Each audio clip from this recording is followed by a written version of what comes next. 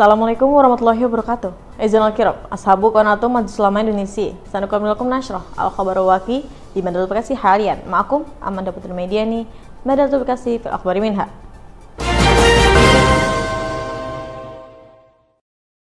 Mengawali berita hari ini, Meikarta memakan korban. Kali ini dua pekerjanya tewas di bak kontrol beton sewage treatment plant atau instalasi pengolahan air limbah yang berada di Distrik 1 Meikarta, Cikarang Selatan, Kabupaten Bekasi. Diduga kecelakaan kerja ini juga menyebabkan satu pekerja dirawat. Adapun dua korban tewas bernama Budi dan Ici, sedangkan seorang korban selamat yang dirawat adalah Daud. Musibah ini terjadi pada Selasa sore 9 Januari 2024. Dijelaskan ketiga korban merupakan pekerja Distrik 1 Meikarta, khususnya dalam perawatan STP. Kejadian bermula ketika Budi masuk ke bak kontrol beton atau ke dalam lubang STP untuk memperbaiki kerusakan dan melakukan pengecekan. Saat itu Ici dan Daud berada di atasnya. Budi tiba-tiba tidak terdengar sehingga Ici turun untuk mencari dan membantu Budi.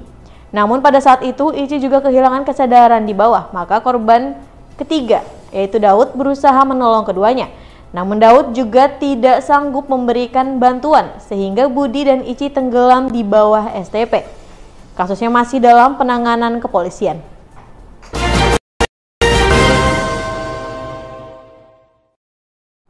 Berita selanjutnya, dalam rangka upaya antisipasi penanganan permasalahan banjir di Kota Bekasi, pemerintah Kota Bekasi bersama pemerintah Kabupaten Bogor melakukan rapat koordinasi yang bertempat di ruang rapat kerja kantor PJ Bupati Bogor yang berlokasi di Cibinong pada Kamis 11 Januari 2024. Salah satunya lokasi-lokasi yang terdampak banjir dari Kabupaten Bogor sampai Kota Bekasi, yakni ada sekitar 577 bidang lahan tanah yang perlu dilakukan pembebasan lahan dalam upaya melakukan normalisasi Kali Cikeas, Cilengsi, dan Kali Bekasi.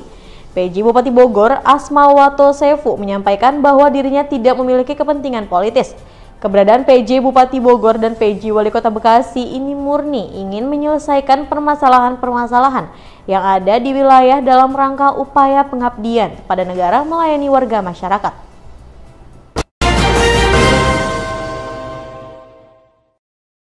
Berita selanjutnya, Presiden Joko Widodo bukanlah kader marhen sejati. Dia hanyalah kader gadungan. Demikian diungkapkan penelitian para sindikat Firdika Rizky Utama yang menyebut jika Jokowi seorang marhen sejati, maka dia akan berjuang bersama dengan rakyat.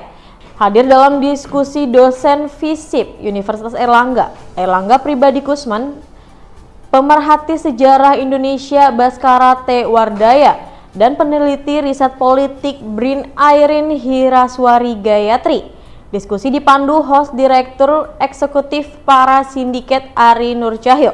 Lebih lanjut, Firdika mengatakan Jokowi melanggengkan kekuasaan dengan memanfaatkan anaknya yang digunakan untuk mengambil suara anak muda.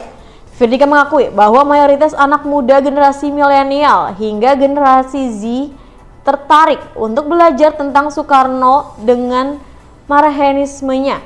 Namun generasi anak muda tersebut alergi karena persepsi para generasi tersebut menganggap milik partai tertentu. Meski demikian, antusias generasi milenial hingga generasi Z harus dijemput dengan baik dengan melakukan edukasi kepada generasi dirinya. Hal senada, Baskara T. Wardaya mengatakan titik tolak Soekarno melihat realitas penjajahan di Hindia Belanda dan membaca buku Karl Marx dan Ernest Renan. Menurut Baskara, Soekarno tidak hanya berbicara demokrasi, tapi sosiodemokrasi. Selain itu, dia bicara nasionalisme tidak sekadar nasionalisme yang sempit, sebaliknya sosionasionalisme. Kembali lagi bersama saya, Amanda Putri Mediani.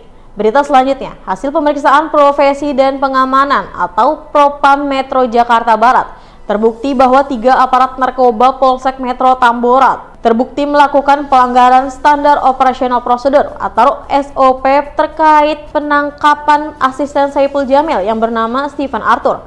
Kapolres Metro Jakarta Barat, Kombes M. Syahdudi, dalam jumpa pers di kantornya Jakarta Barat pada Jumat 12 Januari 2024 menyebut 3 polisi melakukan pelanggaran SOP atas nama Aibtu H, Aibtu ZM, dan Aibtu AW.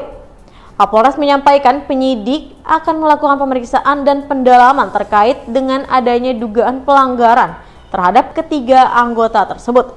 Ketiga anggota tersebut telah menjalani pemeriksaan propam. Ketiganya dinyatakan melanggar prosedur. Kapolres juga mengungkap sosok pria berjaket bertulisan polisi yang ikut dalam penangkapan asisten Saipul Jamil tersebut. Dari hasil pemeriksaan Propam Polres Metro Jakarta Barat, pria tersebut ternyata anggota Polsek Kalideres. Syahdudi menjelaskan saat itu ABP baru lepas dinas dan hendak pulang ke rumahnya di Jakarta Utara. Saat melintas di lokasi, dia melihat keriuhan hingga ikut membantu melakukan pengamanan. Sebelumnya, Kapolres Metro Jakbar, Kombes M. Syahdudi, memerintahkan seksi Propam untuk memeriksa anggota unit narkoba Polsek Tambora yang terlibat dalam penangkapan Saipul Jamil dan asistennya.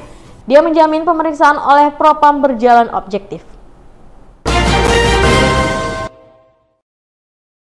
Mengakhiri berita hari ini, atlet legendaris Indonesia asal Papua yang telah menyumbangkan 3 medali Olimpiade, Lisa Rema Rumbewas, meninggal pada usia 43 tahun.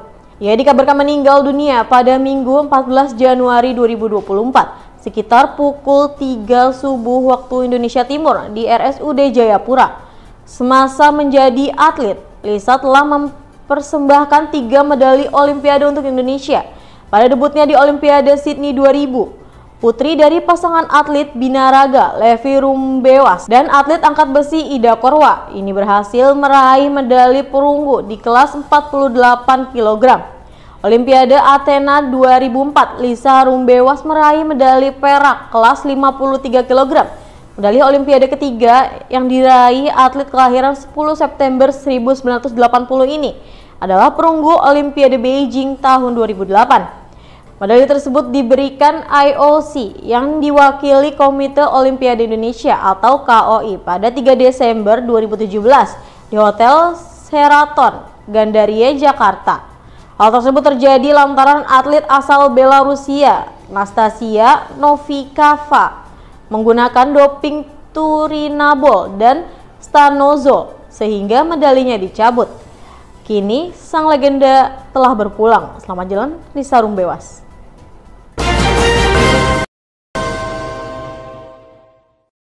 And that was the news for today. Stay tuned, Bekasi City in the News, aktual and up to date. I'm Amanda Putri Mediani. See you in the next time. Wassalamualaikum warahmatullahi wabarakatuh.